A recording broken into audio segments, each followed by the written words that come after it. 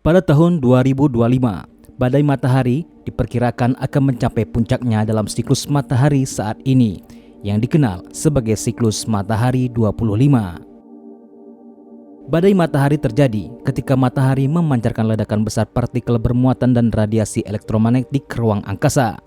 Ledakan ini yang disebut dengan coronal mass injection dapat mempengaruhi bumi jika mengarah ke planet kita.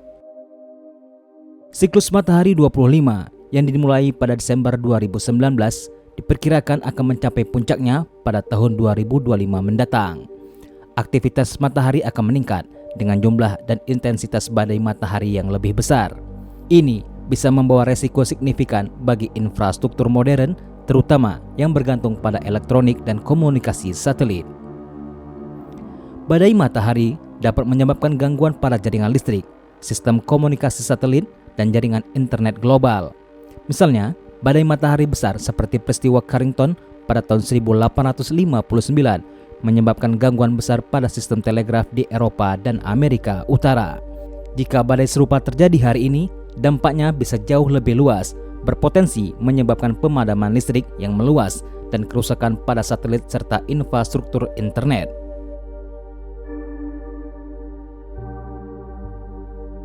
Untuk mengantisipasi potensi dampak dari badai matahari tersebut, para ilmuwan dan lembaga seperti NOAA terus memantau aktivitas matahari dan mengembangkan sistem prediksi yang lebih baik. Misi seperti Parker Solar Probe milik NASA bertujuan untuk meningkatkan pemahaman kita tentang mekanisme matahari dan membantu memprediksi kejadian badai matahari dengan lebih akurat, memberikan peringatan dini untuk mengurangi dampak negatifnya. Selama 8 bulan terakhir, aktivitas matahari terus meningkat, menunjukkan bahwa kita beralih ke siklus matahari 25. Siklus matahari 25 adalah periode ke-25 dari aktivitas matahari yang diukur sejak pencatatan modern dimulai.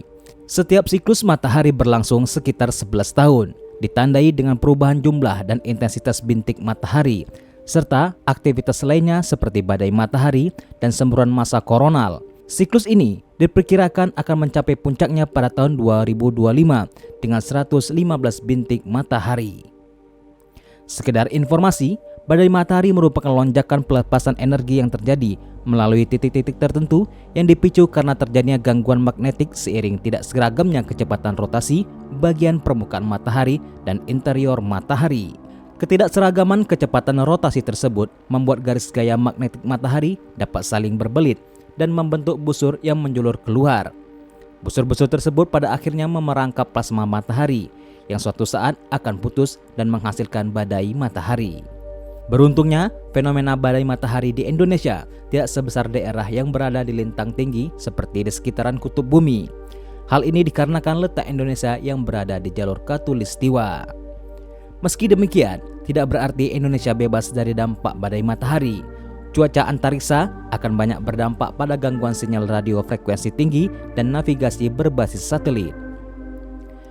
Karena semakin tingginya ketergantungan masyarakat di Indonesia terhadap teknologi satelit dan jaringan ekonomi global, maka gangguan pada satelit dan jaringan kelistrikan di wilayah lintang tinggi seperti kutub akibat cuaca antariksa tentunya juga dapat berpengaruh terhadap kehidupan manusia di Indonesia secara tidak langsung.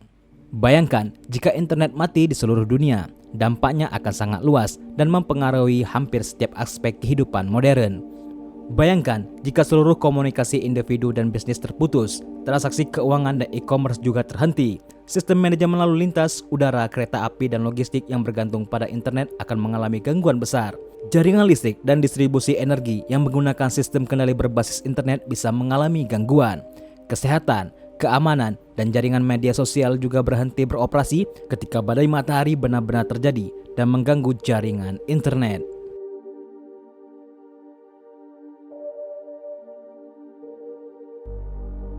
Secara keseluruhan, ketiadaan internet akan menyebabkan disrupsi besar dalam kehidupan sehari-hari, bisnis, dan operasi global.